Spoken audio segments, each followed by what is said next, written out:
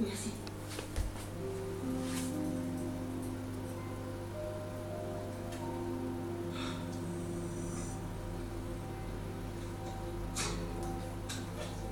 Vous n'avez pas encore identifié notre arme, on dirait, docteur.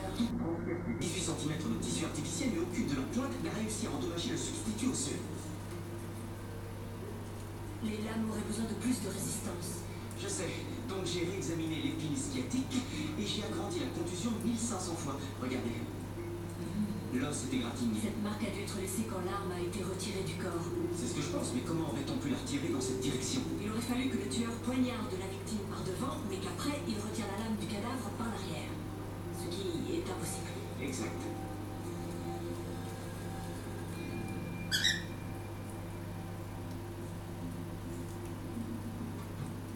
Docteur Savoyard, qu'est-ce que vous faites?